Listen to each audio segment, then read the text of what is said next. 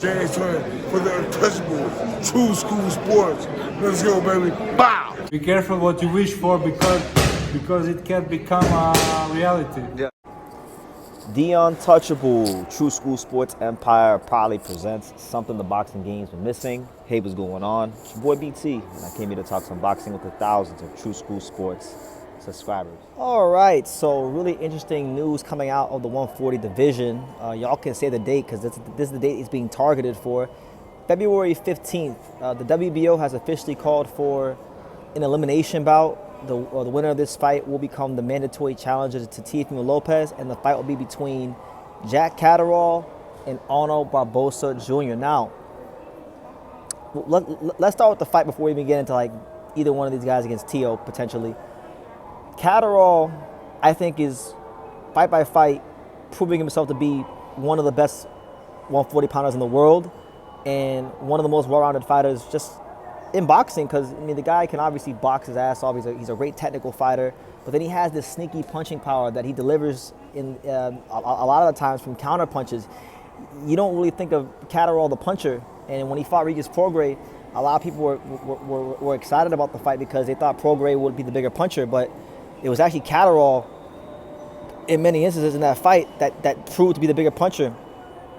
He dropped Prograis twice, so that's been the MO his whole career. You know, he's a really crafty fighter, very rhythmic fighter, has really good timing, deceptively strong, deceptive power, hard guy to beat, very tough out. Ask Josh Taylor, ask Regis Prograis, ask anybody who's fought him, sparred him, any of that stuff.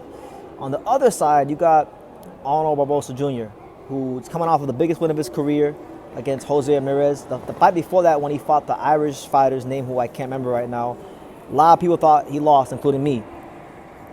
But Arnold Barboza Jr., he's been one of these fighters, like he's not really great at one thing, but he's really good, and he's good at everything. He's just well-rounded on the board. It's like out of 10, category-wise, he'd probably be like a 7.5 to an 8 on most places on the board for categories of a fighter.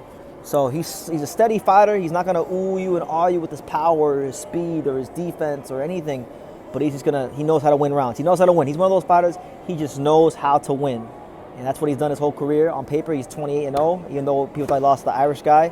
And he beat Jose Ramirez, a guy that he wanted to fight for a long time, but couldn't fight because his manager, Rick Regan, was managing them both, and he was keeping Ramirez away from Barboza. And now we see why, because Barboza would have beat Jose Ramirez, right? So that being said,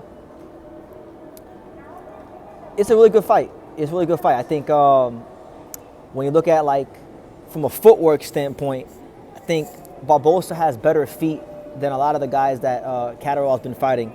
Like I would say Barboza has better footwork than Josh Taylor, and he has better footwork than Regis Prograis. So just that within itself makes this a tougher fight for Catterall. I think Catterall in this occasion is the bigger puncher, and I would give him the edge as far as being the fighter with better timing. So if I had to make a gun to my head, I'm making a prediction. I'm going Catterall by decision, but it's going to be it's going to be a different challenge for him, a tough fight. I think it's definitely a tough fight. And as far as like the winner of this fight fighting Teofimo Lopez, or being his mandatory, I mean, it's funny because Barboza was at top rank for the longest time and was wanting that fight and couldn't get that fight. And now it's funny because if he wins, he's now the mandatory for Teofimo Lopez at 140. So Teofimo Lopez he would be in a position where he would either have to oblige Barboza and give him the shot, or vacate the belt. That's if Barboza wins. And it's just funny, and it shows you that in boxing, like if you continue to win and kick ass and take names, and you stay around long enough, guys can't avoid you forever. And Teofimo Lopez, there were talks at points in time about making that fight. A lot of the reports were that he didn't want that fight at that time. You could say he even ducked the fight. And I'm not, it's not me saying it. I really never cared for the fight, but now he might get put in a position where he has to take that fight if Barboza becomes mandatory. And then I think Teo at 40 versus Barboza would actually be an interesting fight because Barboza can do a little bit of everything. Does a little bit of everything really well. So he could probably give Teo some fits in the boxing department, but I think Teofimo Lopez is more talented than him, so I think Teo should beat him. The tougher fight and the tougher scenario for Teo, I think, would be Jack Catterall. Because Jack Catterall can box, he can punch, He's not a punk. He's not like a lot of these other British fighters who can't fight on the inside. He can dog it out with you on the inside. He can dog it out in the pocket. I think pound for pound, when we talk about like the best pound for pound fighters from the UK right now, I think Catterall had to be towards the top of the list. He's really showing upper echelon skills fight by fight, and I just think that, like, you know, we've seen Teo have problems with movers. We've seen Teo have problems with southpaw counterpuncher like Sandor Martin. This is a higher level, harder, just as crafty counterpuncher as Sandor Martin. So I think this would be, I don't want to say a nightmare matchup, but it's probably one of the hardest matchups out there for Teo Catterall. So I think if you're Teofimo Lopez and you're watching this situation, you're kind of hoping Barboza wins, because Barboza would be the more favorable matchup than a Jack Catterall. But yeah, they're gonna fight. I think Catterall's feet, his counterpunching, his timing, his physical strength, even his experience against better competition is the difference in the fight. And I think he wins by decision. But, you know, good for Barboza. Barboza gets his shot after years of not being able to get, like, you know, fights against top guys. He gets a shot against a top guy, a guy that many people view as the uncrowned, undisputed champion, because everyone knows he beat Josh Taylor the first fight and got robbed.